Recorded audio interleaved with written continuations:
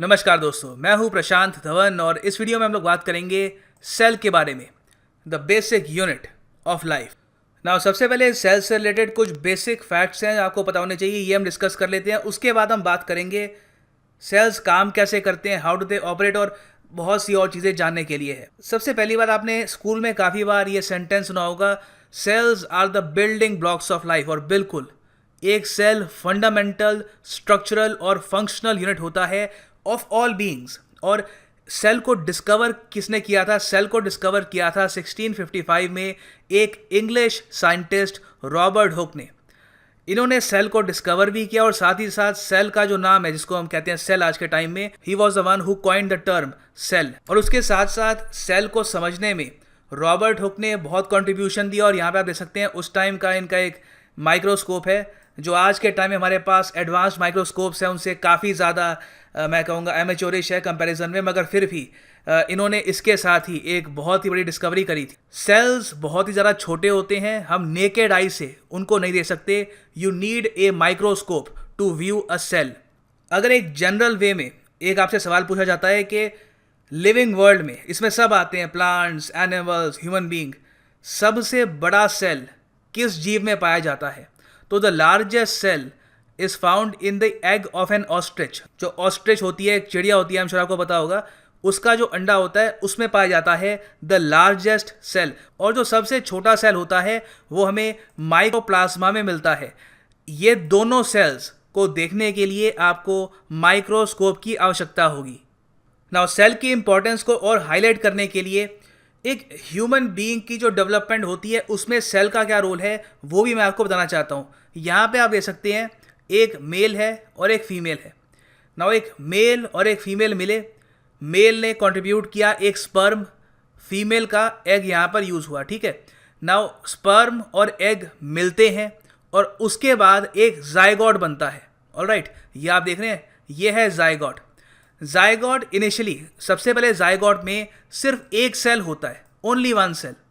बाद में इस सेल का बंटवारा होता है, बहुत सारे डिवीजन होते हैं यहाँ पे, बंटवारा होता रहता है। पहले ये 2 स्टेज सेल बनता है, फिर 4 स्टेज, फिर डिविजन्स होते रहते हैं और फाइनली डिविजन्स होकर एक टाइम पर सेल बनाना स्टार्ट कर देते हैं टिश्यूज़। टिश्यूज़ के बाद बनाए जाते हैं ऑर्गन्स, जैसे कि आपका दिल, दिमाग, stomach, lungs, pancreas, glands. Organs बनने स्टार्ट हो जाते हैं और उसके बाद हम पहुंचते हैं ऑर्गन सिस्टम में।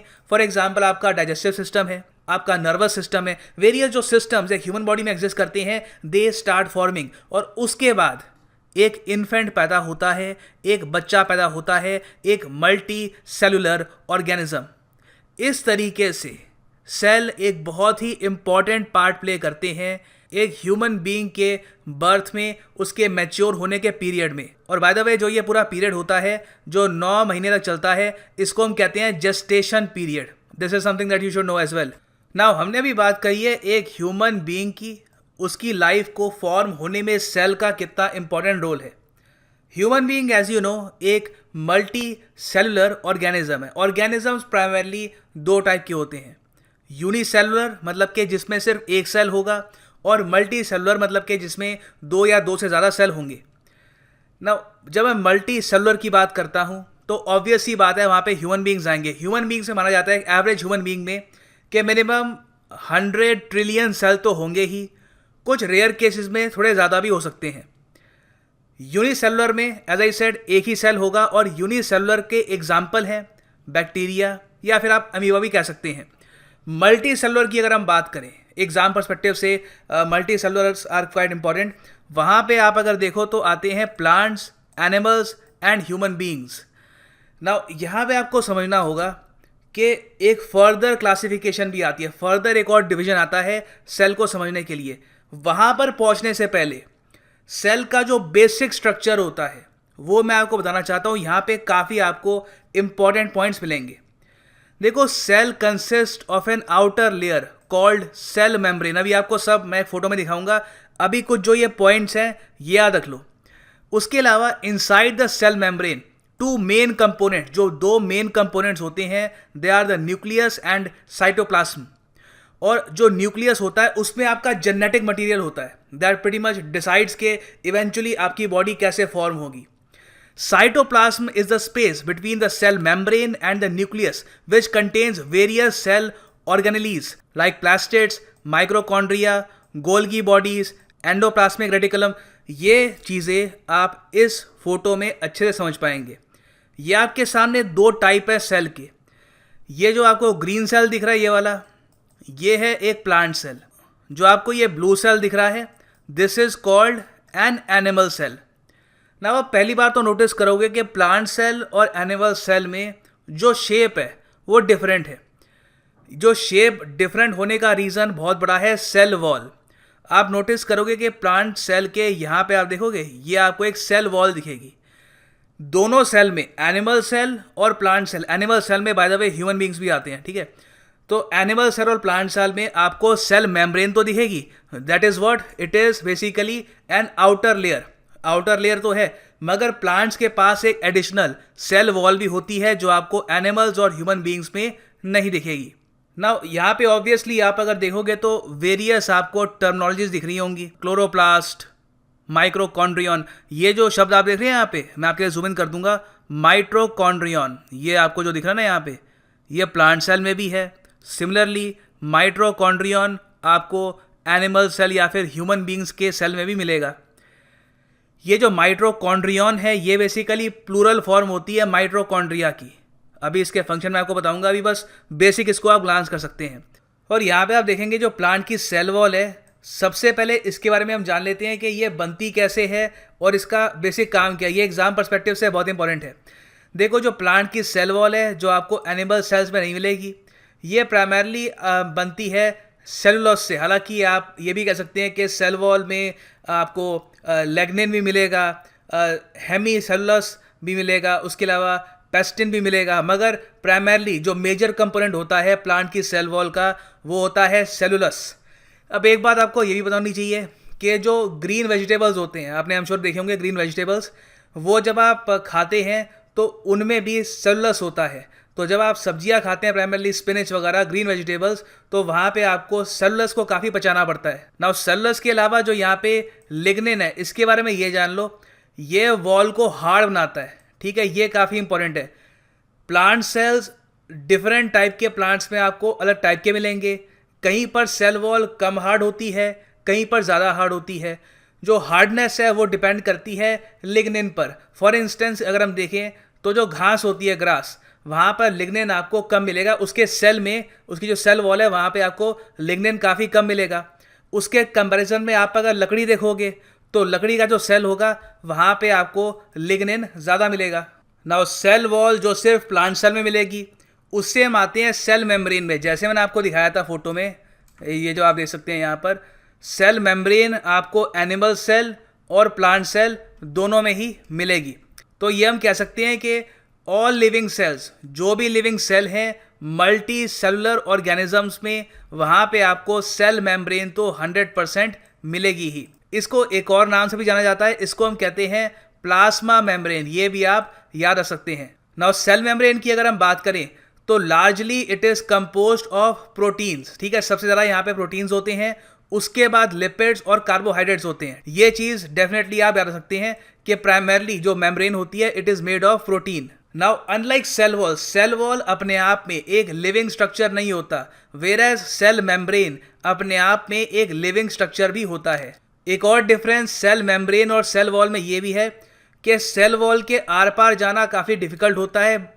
ऑलमोस्ट ना के बराबर ही कोई चीज़ आर पार जाती है. सेल मेम्ब्रेन के आर पार कुछ चीज़ें जा सकती हैं, कुछ आयन्स या फिर कुछ सर्टन मॉलिक्यूल्स जिनको आर पार जाना हो, बहुत ही कम संख्या में वो सेल मेम्ब्रेन के आर पार भी जा सकती हैं.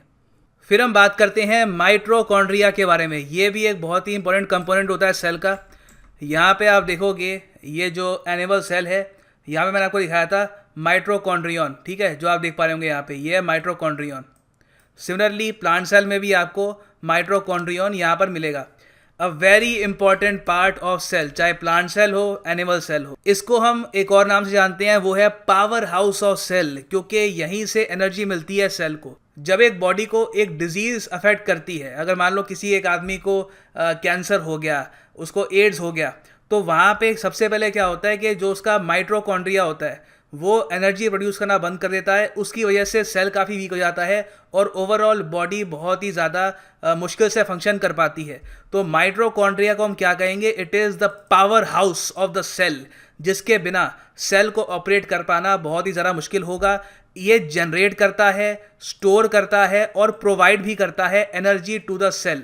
इसमें मोस्ट इंपॉर्टेंट इसका काम ये होता है, जो ऑक्सीजन है और न्यूट्रिएंट्स होते हैं इनको ये कन्वर्ट करता है इनटू एटीपी, एडिनोसाइन ट्रिफॉस्फेट। ये जो एटीपी होता है ये बहुत ही सिंपल भाषा में आप समझ लो, इसको कहा जाता है chemical currency of the cell. ये मेटाबॉलिक एक्टिविटीज़ के लिए बहुत ही ज़्यादा इंपॉर्टेंट होती है, ठीक है। तो ये चीज़ तो आप याद रख सकते हैं, mitochondria a very important part of the cell. Humans में, एनिमल्स में, प्लांट्स में, हर जगह इट इज़ वेरी इंपॉर्टेंट। अब हम बात करते हैं प्लास्टेड्स की। प्लास्टेड्स आपको सिर्फ प्लांट सेल में मिलेंगे, ठीक है। जैसे हम अभी बात कर रहे थे माइटोकॉन्ड्रिया की, ये तो आपको प्लांट और एनिमल दोनों में मिलेगा, मगर अगर हम प्लास्टेड्स की बात करें तो ये सिर्फ आपको प्लांट सेल में मिलेंगे। नाउ प्लास्टेड का काम क्या होता है? प्लास्टेड्स देखिए, प्लास्टेड्स के अंदर इसकी आप क्लासिफिकेशन कर सकते हो 3 तरीके से, क्लोरोप्लास्ट्स, क्रोमोप्लास्ट्स और ल्यूकोप्लास्ट्स। जो क्लोरोप्लास्ट होते हैं इसमें क्लोरोफिल होता है और यही रिस्पॉन्सिबल होता है फोटोसिंथेसिस के लिए, जिसकी वजह से प्लांट खुद की एनर्जी खुद प्रोड्यूस कर पाते हैं। उनको किसी और को कंज्यूम करने की आवश्यकता नहीं है, वो खुद ही अपनी एनर्जी जनरेट कर लेते हैं, वो ऑटोट्रॉप्स होते हैं, ठीक है। तो ये काफ़ी इंपॉर्टेंट है। उसके बाद फिर जो सेकंड पार्ट है, इसका सेकंड क्लासिफिकेशन है ल्यूकोप्लास्ट। ल्यूकोप्लास्ट का यूज़ किया जाता है प्लांट्स में एनर्जी और न्यूट्रिएंट्स को स्टोर करने के लिए। माइटोकॉन्ड्रिया का अपना वहाँ पे काम है, मगर फॉर द टाइम बिंग जो सबसे पहले इनिशियल पावर आती है एक प्लांट में, जो इनिशियल एनर्जी आती है वो ल्यूकोप्लास्ट में स्टोर करता है। फिर फाइनल चीज़ आती है क्रोमोप्लास्ट। ये पिगमेंट के लिए रिस्पॉन्सिबल होता है, ये बेसिकली कलर देता है। अगर आप प्लांट्स के फ्रूट्स देखो, फ्लावर्स देखो, तो वहाँ पे जो उसको कलर मिलता है वो क्रोमोप्लास्ट की वजह से मिलता है। फॉर एग्जांपल, आप एग्जांपल लेंगे एक टमाटर का, तो टमाटर की जो अर्ली स्टेज होती है तो उस वक्त टमाटर ग्रीन होता है, it is in its early stages, क्योंकि उस वक्त उसमें क्लोरोप्लास्ट होते हैं। बाद में जब वो राइप हो जाता है, उसका रंग चेंज हो जाता है, तो वो रंग चेंज होता है क्रोमोप्लास्ट की वजह से। नाउ फिर हम बात करेंगे यहाँ पर एंडोप्लाज्मिक रेटिकुलम और राइबोसोम्स की। जो भी हम यहाँ पे डिस्कस करें, अभी तक हमने जो भी बात करी है प्लास्टेड्स की, माइटोकॉन्ड्रिया की, सेल मेम्ब्रेन की, सेल वॉल की, ये सभी का रोल होता है सेल की फंक्शनिंग में, ठीक है। कुछ का रोल लिमिटेड होता है सिर्फ प्लांट की सेल की फंक्शनिंग में, कुछ का दोनों में होता है, but all of them are very important for exam perspective. Now endoplasmic reticulum की अगर हम बात करें तो ये करता क्या है? देखिए, एंडोप्लाज्मिक रेटिकुलम असिस्ट करता है, मदद करता है प्रोटीन की सिंथेसिस में।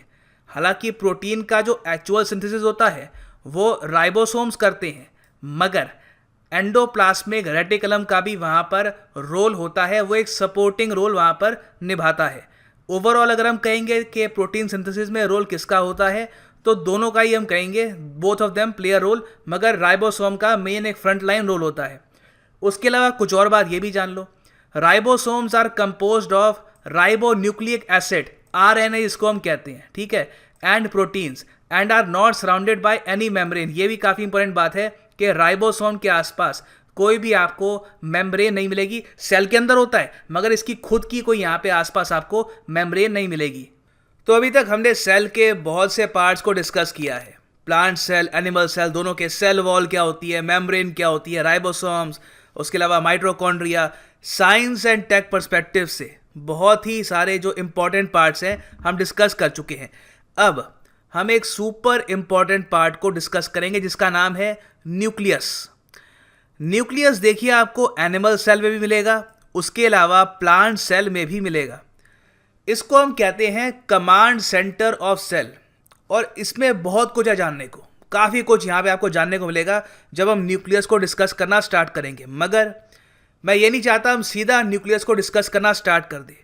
पहले मैं चाहता हूँ कि 1 मिनट के लिए प्लांट सेल और एनिमल सेल में जो डिफरेंसेस हमने अब तक समझे हैं उनको एक बार हम समराइज कर लें, और उसके बाद एक और डिफरेंस के बारे में आप जानें, प्रोकैरियोट सेल और यूकैरियोट सेल के बारे में। अभी तक आपने जाना है एक होता है यूनिसेलुलर, एक होता है मल्टी सेलुलर। फिर आपने ये भी जाना कि प्लांट सेल और एनिमल सेल में भी डिफरेंस होता है। अब इसके बाद एक और डिफरेंस के बारे में आपको बताना चाहिए। सेल को भी हम दो कैटेगरी में डिवाइड कर सकते हैं, प्रोकैरियोट, यूकैरियोट। तो एक बार हम इसके बारे में बात कर लेते हैं, फिर हम बात करेंगे न्यूक्लियस के बारे में, जहां पे आपको काफ़ी कुछ जानने को मिलेगा। ना अभी हमने प्लांट सेल और एनिमल सेल को वैसे देखा उनकी फॉर्म में, जो उनके अंदर जो कंपोनेंट्स होते हैं उनको डिस्कस किया।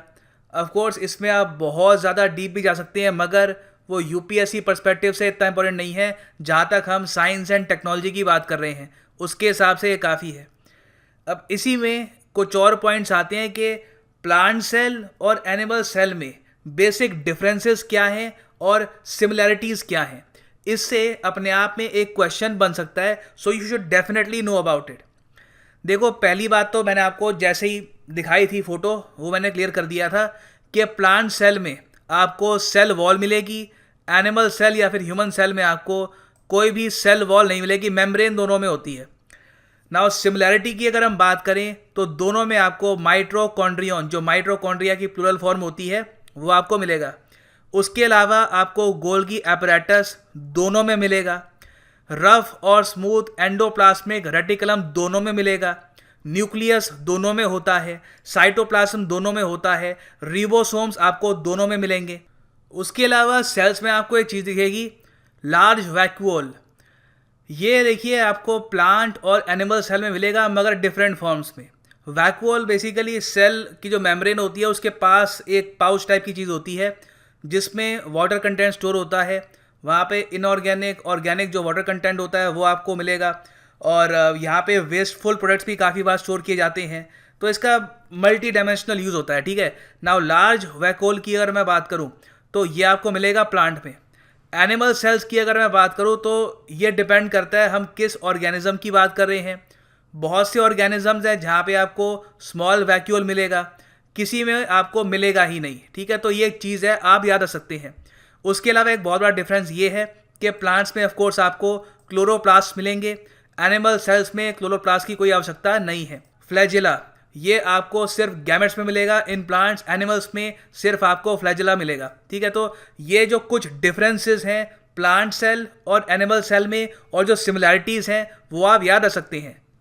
नाउ इसके बाद हम जानते हैं एक और डिस्टिंक्शन के बारे में, प्रोकैरियोटिक सेल और यूकैरियोटिक सेल। अभी तक हमने प्लांट सेल, एनिमल सेल को डिस्कस किया था। नाउ प्रोकैरियोटिक सेल और यूकैरियोटिक सेल में जो मेन डिफरेंस है वो ये है कि प्रोकैरियोटिक सेल काफ़ी सिंपल होते हैं। दे आर यूजुअली, जहाँ पे आपको प्रोकैरियोटिक सेल मिलेंगे वो ऑर्गेनिज्म यूनिसेलुलर होगा। नॉट एवरी सिंगल टाइम, हर बार ऐसा नहीं होगा, मोस्ट ऑफ द टाइम, ज़्यादातर आपको ऐसा दिखेगा। जहाँ पे आपको यूकैरियोटिक सेल दिखेंगे मोस्ट प्रॉब्ली हम वहाँ पर मल्टी सेलुलर ऑर्गेनिज्म की बात कर रहे हैं, ठीक है। नाउ प्रोकैरियोटिक सेल की अगर हम बात करें तो धरती पर जब लाइफ शुरू हुई थी तब माना जाता है कि जब इनिशियली सेल्स बने थे देवर प्रोकैरियोटिक सेल्स, इसलिए हम प्रोकैरियोटिक सेल को प्रिमिटिव सेल भी कहते हैं। ये चीज़ आप याद रख सकते हैं, it can be used in exam as well. तो प्रोकैरियोटिक सेल हो गए primitive cell, versus eukaryotic cell को आप अगर देखें तो इनको ज़्यादा कॉम्प्लेक्स सेल कहा जाता है। अब इनके बारे में कुछ पॉइंट्स हैं वो डिस्कस कर लेते हैं, उसके बाद फिर मैं आपको एक टेबल में दोनों का जो डिफरेंस है वो मैं आपको प्रोवाइड करूंगा। नाउ देखो, प्रोकैरियोटिक सेल की अगर मैं बात करूं तो it is known as primitive cell. उसके अलावा यहाँ पे कोई आपको डिफाइंड न्यूक्लियस नहीं मिलेगा जिसमें आपके क्रोमोसोम्स होते हैं, यहाँ पे आपको कोई डिफाइंड न्यूक्लियस नहीं मिलेगा। एंड न्यूक्लियर मेम्ब्रेन जो है यहाँ पे वो एब्सेंट होती है, this is very important. Overall membrane की मैं बात नहीं कर रहा, न्यूक्लियर मेम्ब्रेन की बात कर रहा हूँ। और प्रोकैरियोटिक सेल्स के आप एग्जाम्पल्स ले सकते हैं, bacteria, blue green algae, mycoplasma और प्लूरो निमोनिया लाइक ऑर्गेनिज्म जिसको हम PPLO भी कहते हैं। तो ये एग्जाम्पल्स हैं प्रोकैरियोटिक के, ज़्यादातर यूनिसेलुलर आपको मिलेंगे। फिर हम बात करते हैं यूकैरियोटिक सेल के बारे में, जहाँ पे हम मल्टी सेलुलर की हम बात कर रहे हैं, काफ़ी कॉम्प्लेक्स होते हैं। और मोस्ट इंपॉर्टेंटली यहाँ पे आपको वेल डिफाइंड न्यूक्लियस मिलेगा जहाँ पे आपके क्रोमोसोम्स एग्जिस्ट करते हैं। यूकैरियोटिक सेल के एग्जाम्पल हम देखें तो वहाँ पे आपको plant cell, animal cell, human cell, ये सब आपको दिखेंगे। तो ये काफ़ी कॉम्प्लेक्स होते हैं और यहाँ पर सेल के अंदर एक्सटेंसिव कंपार्टमेंटलाइजेशन हो रखी होती है साइटोप्लाज्म की। तो ये आप यहाँ पे देख सकते हैं, एक पूरा टेबल आपके लिए अवेलेबल है। ये पीडीएफ भी ऑफ कोर्स आपको मिल जाएगी। यहाँ पे आप देख सकते हैं एक आपको डिफरेंस मिलेगा यूकैरियोट्स और प्रोकैरियोट का। यूकैरियोट ऑफ कोर्स आपको मल्टी सेलुलर मिलेंगे, प्रोकैरियोट्स ज़्यादातर आपको यूनिसेलुलर मिलेंगे। सिंपल बेसिक होते हैं, यूकैरियोट्स काफ़ी हद तक कॉम्प्लेक्स होते हैं। प्रोकैरियोट के मैंने आपको एग्जांपल दे दिए थे, bacteria, virus, माइक्रोप्लाज्म, blue green algae आप कह सकते हैं। उसके अलावा प्रोकैरियोट काफ़ी हद तक लेस डेवलप्ड होते हैं, सेंस वो प्रिमिटिव होते हैं। यूकैरियोट हमेशा ज़्यादा डेवलप्ड आपको मिलेंगे। और उसके अलावा सेल के अंदर जो डीएनए की अगर हम बात करें तो प्रोकैरियोट में हमेशा आपको सर्कुलर डीएनए मिलेगा। ये बहुत इंपॉर्टेंट है, ठीक है। अभी इस पर हम और बात करेंगे बाद में।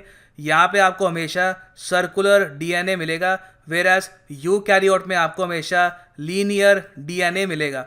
और यूकैरियोट साइज में भी काफ़ी ज़्यादा बड़े होते हैं, they have larger size, वेराज prokaryote का जो साइज होता है ओवरऑल ये काफ़ी हद तक छोटा भी होता है।